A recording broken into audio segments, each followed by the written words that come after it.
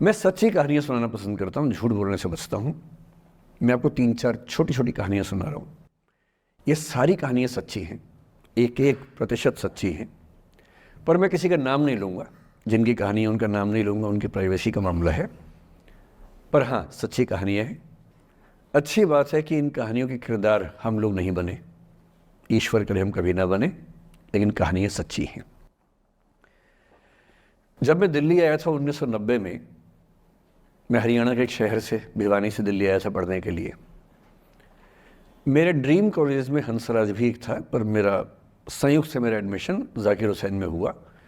मेरे अंक ठीक थे, यहाँ हो सकता था, पर मैं तो नई दिल्ली स्टेशन पे उतरा, बाहर निकला, पता लगा वहीं एक कॉलेज है, वहीं एडमिशन ले लिया मैंने। तो लोगों ने कहा कि यार कैंपस बड़ा अच्छा होता है। मैंने, अरे क्या फ़र्क पड़ता है, कॉलेज कॉलेज होता है, छंडो, यही छंडो में सिखाने आया हूँ आप लोगों को। ये ठीक है, स्टेशन से निकले वहीं कॉलेज है, मैंने घर जाना होगा तो आराम से कॉलेज से निकल जाएंगे, क्या रखा है कैंपस में। पर मेरा एक दोस्त जो मेरे साथ ही आया था उसी शहर से, उसने एडमिशन हंसराज कॉलेज में लिया। मैं और वो स्कूल के डिबेटर्स थे, डिबेटिंग में हम लोग स्कूल टाइम से काफ़ी एक्टिव थे। डीयू में आए तो यहाँ भी एक्टिव रहे। डीयू में मैंने करीब 5 साल डिबेटिंग की और मेरा ख्याल है कि लगभग 300-400 डिबेट्स मैंने जीती होंगी डीयू में, कुछ हारी भी होंगी, लेकिन मैंने खूब डिबेट, वो मेरा दरअसल दाना पानी था, रोजी रोटी मेरी वही थी कॉलेज के दिनों में। घर से पैसे मैं लेता नहीं था, मिलते भी नहीं थे, लेना क्या था, मतलब ऐसी स्थिति भी नहीं थी उस समय मेरे घर में कि मिल सके। तो डिबेटिंग मेरा रोजगार था, एम्प्लॉयमेंट था, मेरा उससे काम चल जाता था आराम से। उसका भी चल जाता था, वो हंसराज से था, मैं जाकिर हुसैन से था। हम खूब डिबेट्स में मिलते थे। अक्सर ट्रॉफी या तो हम जीतते थे या वो जीतता था, कोई भी जीते रूम पे ही आती थी, क्योंकि हम रूममेट्स थे, एक साथ ही रहते थे। वो मुझसे योग्यताओं के मामले में 21 था, बल्कि अगर वो 21 था तो मैं 15 ही रहा हूँगा या 12 रहा हूँगा, 22 या 21 तो नहीं रहा हूँगा, मुझसे बेहतर था योग्यताओं में, बड़ा अच्छा व्यक्ति था। ग्रेजुएशन के बाद मैंने एमए हिंदी साहित्य में एडमिशन लिया, जबकि बीए ऑनर्स हिस्ट्री में किया था मैंने। उसने तय किया कि वो कुछ और करेगा, प्रोफेशनल कोर्स करेगा, नौकरी करेगा, तो वो चला गया दिल्ली से। मैं दिल्ली में रहा। फिर मैं एमए के बाद तैयारी करने लगा यूपीएससी की, तब तक मैं यूजीसी जेआरएफ कर चुका था।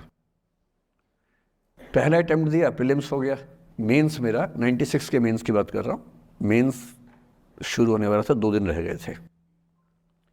करीब 10 दिन पहले वो मेरे पास आया हुआ था दिल्ली में, मिलजुल के अच्छे से बात करके गया था। उन दिनों उसका एक प्रेम संबंध कहीं हमारी ही एक मित्र के साथ चल रहा था। हम सब दोस्त थे, तो उनमें से 2 लोगों का आपस में का अफेयर था।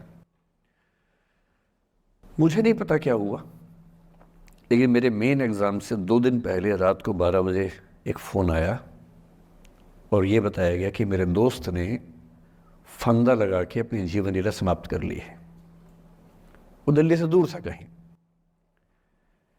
और जिस व्यक्ति के बारे में मेरी राय ये थी कि उतना जीवट वाला व्यक्ति कोई हो नहीं सकता, जो ज़िंदगी से हार सकता ही नहीं, जिसके होने से कई लोग हमेशा जीता हुआ महसूस करते हैं, वो चुपचाप एक बंद कमरे में ज़िंदगी से हार गया।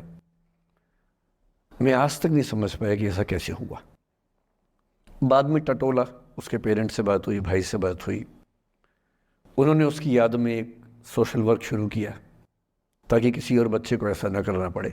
तो जो हल्का हल्का अनुमान हुआ वो है कि शायद कुछ ऐसा था रिलेशनशिप में जो नहीं संभल पाया था, और रिश्ता टूट ना जाए इसका दबाव बहुत ज़्यादा था, और वो दबाव झेल नहीं पाया। इस उम्र में ऐसा फेज़ आता है, कई बार आता है। ये एक कहानी है, हंसराज कॉलेज से ही जुड़ी है, इसलिए मैंने सोचा कि वहीं से बात शुरू करूँ।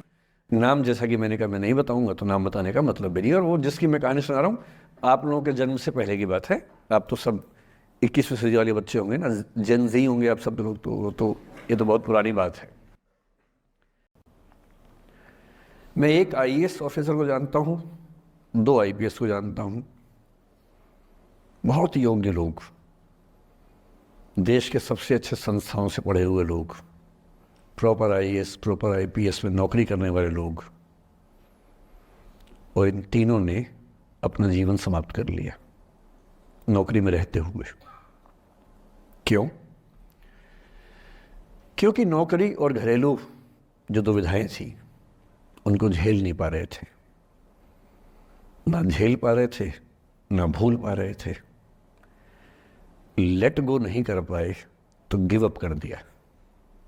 अगर आप खुद को हैंडल नहीं कर सकते तो दुनिया को क्या हैंडल करेंगे? दुनिया को हैंडल करने से पहले खुद को हैंडल करना सीखना पड़ता है, और उसका सबसे आसान जो रामबाण उपाय है उसको बोलते हैं the art of letting go.